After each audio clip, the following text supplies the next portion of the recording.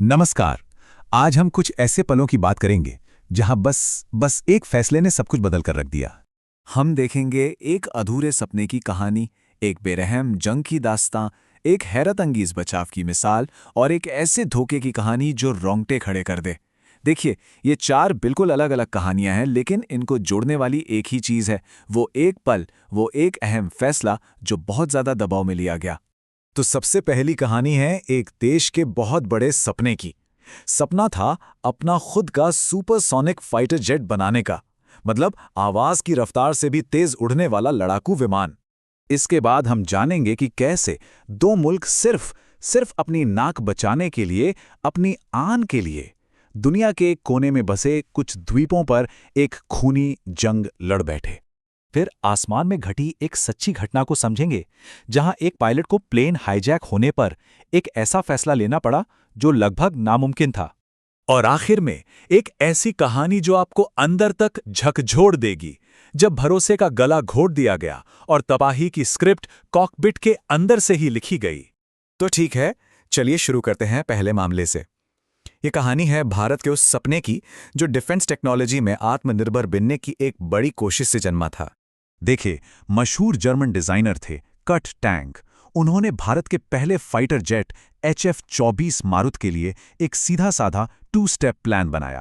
पहला स्टेप, एक advance supersonic airframe यानी विमान का ढांचा तैयार करो, और दूसरा स्टेप, उस ढांचे में एक दमदार इंजन फिट कर दो ताकि वो अपनी पूरी ताकत से उड़ सके। लेकिन यहीं पर सारा खेल बिगड़ गया। वो जो दूसरा फेज था ना, वो कभी हकीकत बन ही नहीं पाया। सालों की पॉलिटिक्स और सरकारी फाइलों में उलझकर मारुत को वो ताकतवर इंजन कभी मिला ही नहीं जिसकी उसे सख्त जरूरत थी। उसे चाहिए थी 8,150 पाउंड की थ्रस्ट, यानी वो ताकत जो प्लेन को आगे धकेलती है। और मिला कितना? सिर्फ 4,900 पाउंड। मतलब सोचिए, इस एक कमी ने एक शानदार विमान के पर उड़ने से पहले ही कतर दिए। चलिए अब चलते हैं फॉकलैंड की तरफ। एक ऐसी जंग जो नेताओं के उन फैसलों से शुरू हुई जो देश की शान और इज्जत से जुड़े थे, और जिसने 74 दिनों तक चलने वाले एक क्रूर युद्ध को जन्म दिया। अर्जेंटीना ने जैसे ही द्वीपों पर हमला किया, मामला बहुत तेजी से बिगड़ गया। 2 अप्रैल को जंग शुरू हुई और 14 जून को खत्म भी हो गई। लेकिन सिर्फ इन 74 दिनों के अंदर ही दोनों तरफ की नौसेनाओं को जबरदस्त नुकसान झेलना पड़ा। इस जंग का सबसे बड़ा और सबसे खतरनाक हमला हुआ अर्जेंटीना के क्रूजर जनरल बेलग्रानो पर। जब ये जहाज डूबा तो एक साथ 323 नाविक मारे गए। अंदाजा लगाइए, पूरी जंग में अर्जेंटीना के जितने लोग मरे, उनमें से लगभग आधे सिर्फ इसी एक हमले में मारे गए थे। और फिर ठीक 2 दिन बाद अर्जेंटीना ने इसका बदला लिया। एक ही मिसाइल से ब्रिटिश जहाज HMS शेफील्ड को डुबो दिया, जिसमें 20 ब्रिटिश सैनिक मारे गए। तो ये जो आंकड़े हैं ना, ये साफ साफ दिखाते हैं कि सिर्फ आन बान शान के लिए लड़ी गई इस जंग की इंसानी कीमत कितनी ज्यादा थी। अच्छा, तो अब देशों के बड़े बड़े फैसलों से हटकर एक इंसान के फैसले पर आते हैं। देखते हैं कि जब एक शख्स के हाथों में सैकड़ों जानें हों, तब क्या होता है। ये कहानी है 39,000 फीट की ऊंचाई पर, एक तरफ शांत दिमाग और दूसरी तरफ खूनी पागलपन के टकराव की। हाईजैकर्स ने इथियोपियन फ्लाइट 961 पर कब्जा किया और एक ऐसी मांग रख दी जो पूरी हो ही नहीं सकती थी। प्लेन को ऑस्ट्रेलिया ले चलो। अब वो ये बात मानने को ही तैयार नहीं थे कि प्लेन में इतना फ्यूल है ही नहीं। सोचिए, ऑस्ट्रेलिया की फ्लाइट 11 घंटे से भी ज्यादा की थी और प्लेन में मुश्किल से 3 घंटे का फ्यूल बचा था। ये एक ऐसा सफर था जो मुमकिन ही नहीं था। जान से मारने की धमकियां मिल रही थीं, लेकिन कैप्टन ल्यूल अभाटे ने अपना आपा नहीं खोया। वो लगातार बहुत शांति से हाईजैकर्स को समझाते रहे कि फ्यूल की क्या हालत है, लेकिन वो सुनने को तैयार ही नहीं थे। और फिर जब आखिरकार प्लेन के दोनों इंजन बंद हो गए, तो कैप्टन अबाते ने एक बेहद हिम्मत भरा फैसला लिया, प्लेन को समंदर में उतारने का। हाँ, ये एक बहुत बड़ी त्रासदी थी, लेकिन उनके इसी फैसले की वजह से 50 लोगों की जान भी बची। ये किसी चमत्कार से कम नहीं था।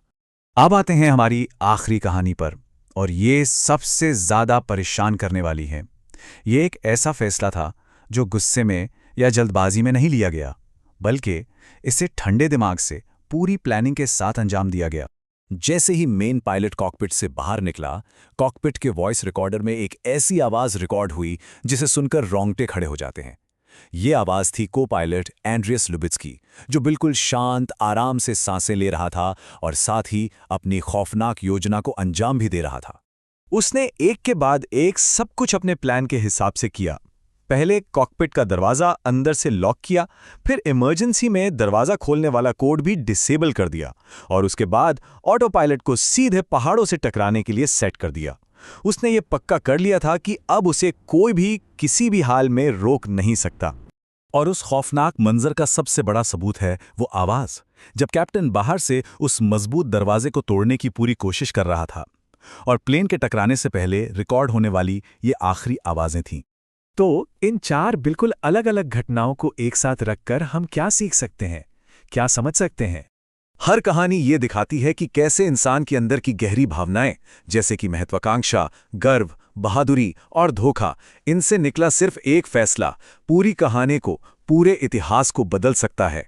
मारुत की अधूरी रह गई काबिलियत से लेकर जर्मन विंग्स फ्लाइट में हुए उस नरसंहार तक, हर नतीजा बस उस एक अहम पल में लिए गए फैसले पर टिका था। और ये सब हमें एक बहुत मुश्किल सवाल के सामने लाकर खड़ा कर देता है। अगर हमारे बनाए हुए सिस्टम उतने ही मजबूत हैं जितने उनको चलाने वाले इंसान, तो फिर आखिरी जिम्मेदारी किसकी बनती है? उस सिस्टम की जो इंसान की गलती को रोक नहीं सका, या फिर उस इंसान की जिसने वो आखिरी फैसला लिया?